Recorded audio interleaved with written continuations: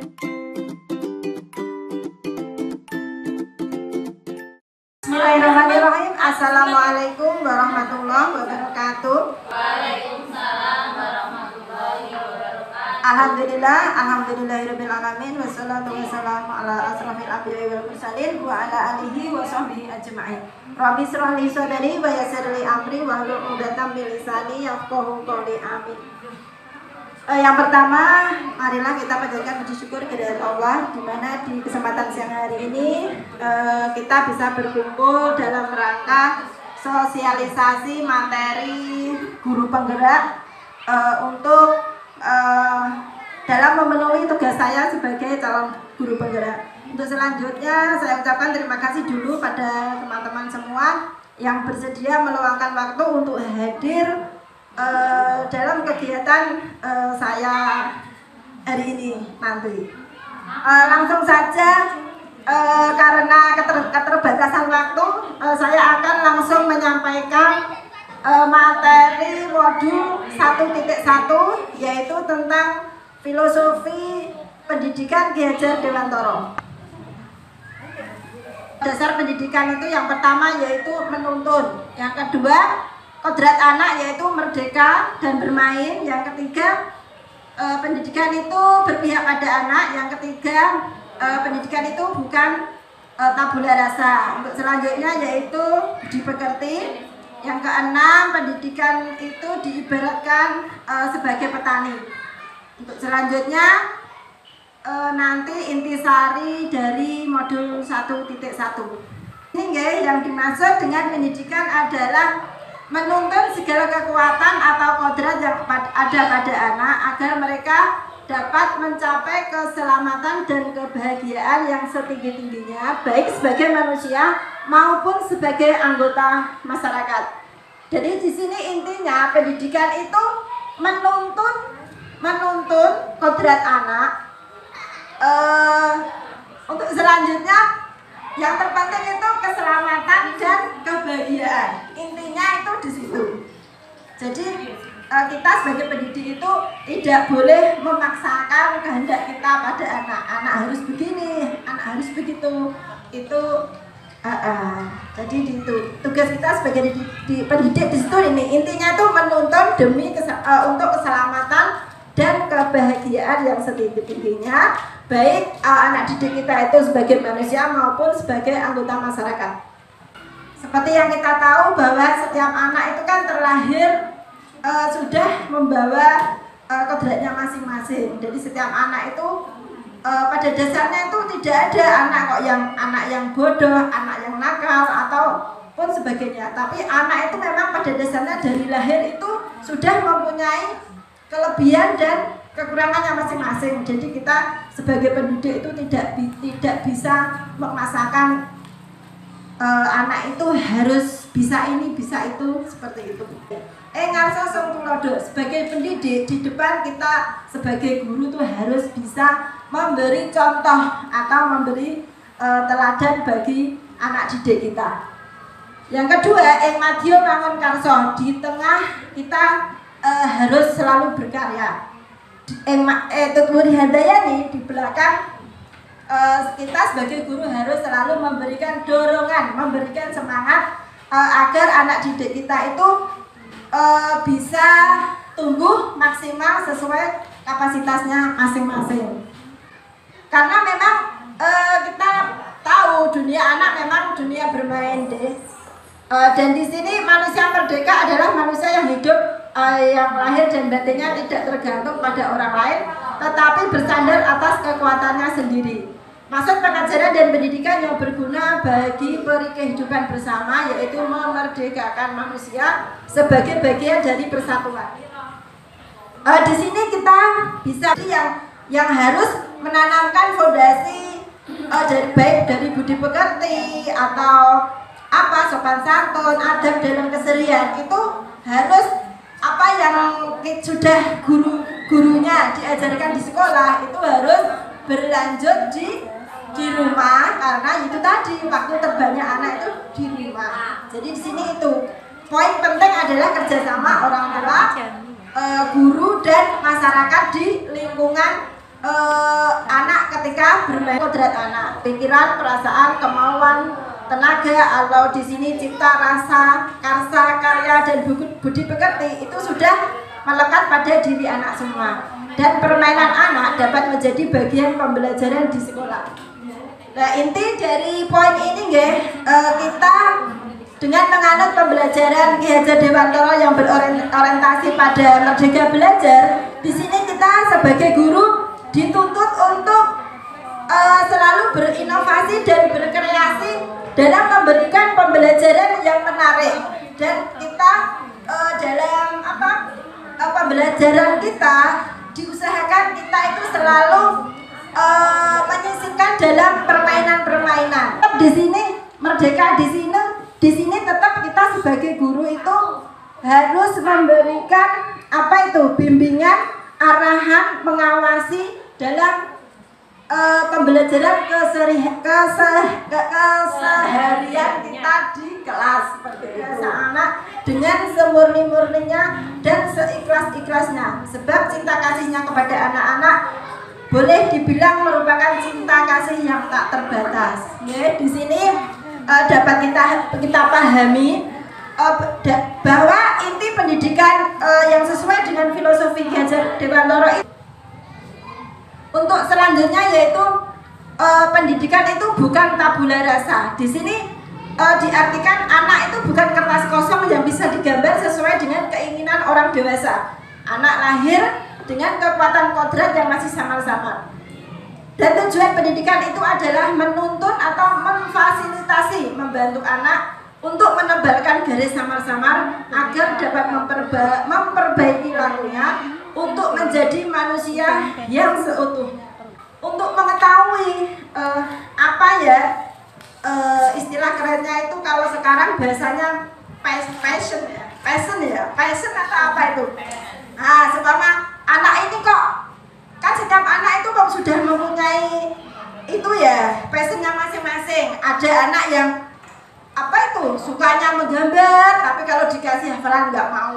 Ada yang anak aktif sekali nggak mau diam, seperti itu. Ada anak yang sehingga kita sebagai guru dan orang tua tinggal mengarahkan, membimbing anak kita itu sesuai bakat dan potensinya yang dimilikinya masing-masing. Jadi kita sebagai orang tua dan guru itu tidak boleh memaksakan, aku dokter anakku harus jadi dokter, aku guru, anakku harus jadi guru, atau aku polisi, anakku harus jadi polisi. Pendidikan itu ibarat petani, kita semua sudah paham, petani itu kalau mau menanam padi di sawah, entah itu padi atau jagung atau apapun, itu kan tidak serta-merta kita menyemai benih terus di jarno langsung tumbuh sendiri, buahnya lebat, kan bukan seperti itu. Nah, jadi di sini pendidikan juga diibaratkan seperti itu, diibaratkan sebagai petani.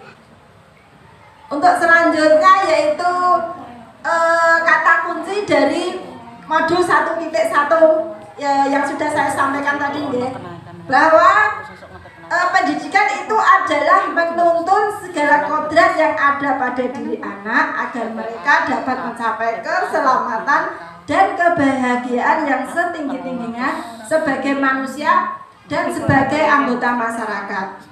Nah, intinya itu tadi, pendidikan itu adalah menuntun kodrat anak agar selamat dan bahagia. Nah, sedangkan untuk pendidikan abad 21 ini itu kan terkenal dengan 4C itu ya kalau tidak salah. 4C. C yang pertama itu critical thinking atau problem solving. Di sini anak itu dituntut untuk menyelesaikan masalah dan berpikir kritis. Yang C kedua itu creativity atau kreativitas. Yang C ketiga itu communication atau berkomunikasi. Yang C keempat itu kolaborasi atau bekerja sama dengan teman-temannya. Tentang nilai dan peran guru penggerak. Peran dan guru penggerak di sini sebagai guru itu kita harus mempunyai nilai ada 5 yang tengah ini, lingkaran yang tengah ini. Yang pertama yaitu mandiri. Sebagai guru kita dituntut untuk mampu memunculkan Dan di sini kan tetap masing-masing guru mempunyai potensi masing-masing ya. Ada yang pinter nyanyi, ada yang pinter ngaji, ada yang pinter dongeng seperti itu. Jadi di sini mandiri di sini itu guru harus mampu memunculkan potensi yang ada pada dirinya sendiri. Itu yang pertama. Untuk nilai yang kedua yaitu reflektif. Reflektif di sini setiap guru itu harus mau mengevaluasi dirinya sendiri, yaitu kolaboratif. Kolaboratif di sini yaitu bekerja sama dengan teman-teman yang lain. Di sini guru guru wajib bekerja sama dengan rekan-rekannya demi kemajuan pendidikan pembelajarannya di lingkungan sekolahnya masing-masing seperti itu. Yang ketiga inovatif. Inovatif di sini guru itu wajib dituntut untuk selalu berinovasi dan berkreasi. Sudah deh. Terus yang kelima yaitu berpihak pada murid. Seperti yang kita sampaikan tadi bahwa apapun pelajaran, apapun yang kita berikan pada murid, sewajibnya dan seharusnya memang harus berpihak kepada murid. Selanjutnya yaitu tentang peran. Tadi nilainya 5 ya. Untuk peran guru. Peran guru di sini ada 5. Yang pertama yaitu pemimpin pembelajaran. Dan ini otomatis ya, kita sebagai guru tidak memang memimpin pelajaran di kelas kita sendiri-sendiri ya. Tidak bahagia itu. Untuk yang kedua yaitu menggerakkan komunitas praktisi. Nah, ini kita guru itu dituntut aktif dalam mendorong kolaborasi antar guru. Nah, mendorong kolaborasi antar guru ini diartikan bahwa kita itu harus bekerja sama dengan rekan guru lain, baik di dalam sekolah kita ataupun di luar lingkup sekolah kita, tapi masih dalam lingkungan kita. Kalau kita di sini ya dalam lingkungan gabus seperti itu. Yang keempat yaitu menjadi coach bagi orang lain. Menjadi coach di sini itu kita itu mewujudkan kepemimpinan murid. Di sini guru dalam pembelajaran itu dituntut untuk selalu memberikan motivasi dan dorongan agar anak didik kita itu bisa berkembang secara optimal sesuai potensi yang dimiliki masing-masing oleh anak didik kita. Nah, itu tadi nggih tentang materi modul 1.2 secara garis besar. Untuk selanjutnya yaitu modul 1.3 tentang visi guru penggerak. Visi guru penggerak bukan hanya guru penggerak ya, visi guru di situ. Visi guru itu apa toh pentingnya visi itu bagi seorang guru. Nah, visi menjadi pandangan ke depan yang memberikan landasan kuat program apa yang akan kita laksanakan pada satuan pendidikan agar tercapai visi yang kita punyai tersebut. Terus visi seperti apa yang Anda miliki sebagai guru? Yaitu visi yang bisa menciptakan pembelajaran yang terfokus mengembangkan bakat, minat, serta kebutuhan murid sehingga murid dapat mencapai keberhasilan yang dimimpikan dengan cara mentransformasi pendidikan menjadi lebih menyenangkan dan berpusat pada pengembangan potensi siswa. Ini menjadi anak didik saya sehat. Ini contoh sederhana gitu. Nah, kalau visinya sehat berarti program kita nantinya kan pembuat program yang sing dadekno anak kita itu inquiry apresiatif itu apa? Inquiry apresiatif yaitu pendekatan manajemen yang kolaboratif dan berbasis kekuatan positif. IA di sini itu gini teman-teman. Kita di sini kan sekolah di sawah deh, mepet sawah gitu, intinya seperti itu. Lah kalau kita itu melihatnya itu sisi negatif sekolah kita, kan kita berpikiran negatif, apa sekolah no sawah hai, dalane becek, nek udan ngene, nek udan angin, gendenge do melorot, itu kan negatifnya teman-teman. Nah, jadi di sini kita itu harus berpikir positif dengan IA tadi itu. Jadi kita itu berpikirnya itu nilai lebih yang kita miliki itu apa? Kan banyak ya, sebagai contoh di Lentera kan gurunya banyak, muridnya banyak. Terus dari yayasan itu mendukung program-program yang diberikan oleh guru maupun kepala sekolahnya. Terus kita mempunyai korwil yang mendukung kita, terus komite kita, orang tua wali murid kita, itu kan termasuk kompak kan dalam mendukung program kita. Jadi itu kita ambil sebagai sisi positif kita yang dimiliki oleh cara pendekatan IA itu ada 5 itu disingkat Bagja. B itu buat pertanyaan utama, A nya itu ambil pelajaran, G itu gali mimpi, J itu jabarkan rencana, A itu atur eksekusi. Untuk penjelasannya lebih lanjut, nah itu tadi materi 1.3 dan sekarang materi yang terakhir tentang 1.4 yaitu budaya positif. Lanjut aja Us. Nah di sini di budaya positif ini kita akan mengenal tentang stimulus respon dan teori kontrol. Bahwa kalau di stimulus respon itu kita itu bisa mengubah orang agar berpandangan sama dengan kita. Tapi kalau teori kontrol, kita itu akan berusaha memahami, tahu bahwa kebutuhan dasar manusia itu ada 5 ya. Yang pertama itu bertahan hidup. Bertahan hidup itu survival istilahnya, bertahan hidup. Yang kedua itu freedom itu kebebasan. Yang ketiga itu power itu kekuasaan. Yang keempat itu belonging itu cinta kasih dan rasa memiliki dan dimiliki. Yang untuk kebutuhan dasar manusia yang selanjutnya itu fun itu kesenangan. Lanjut Us. Nah di sini bahwa teori atau perilaku manusia itu pada dasarnya itu ada 3 motivasinya, ada 2 motivasi ya. Motivasi yang pertama yaitu eksternal. Motivasi eksternal itu untuk menghindari ketidaknyamanan atau hukuman. Motivasi yang kedua yaitu untuk mendapatkan imbalan. Sedangkan motivasi yang ketiga itu motivasi internal yaitu tujuan disiplin positif. Jadi di sini, di sini ya budaya positif itu sebisa mungkin itu berasal dari kelas kita ya. Peraturan kelas itu dari lingkup kelas kita. Yang pertama itu dari peraturan kelas. Terus nanti kita tingkatkan menjadi keyakinan kelas. Untuk selanjutnya akan tercipta lingkungan yang positif, dan untuk selanjutnya nanti menjadi budaya positif yang akan menjadi karakter anak didik kita di kehidupannya mendatang. Ini dikasih contoh ya. Kalau peraturan di kelas ini sebagai contoh saja, selalu mengembalikan buku pada tempatnya. Itu kan peraturan di kelas kita ya.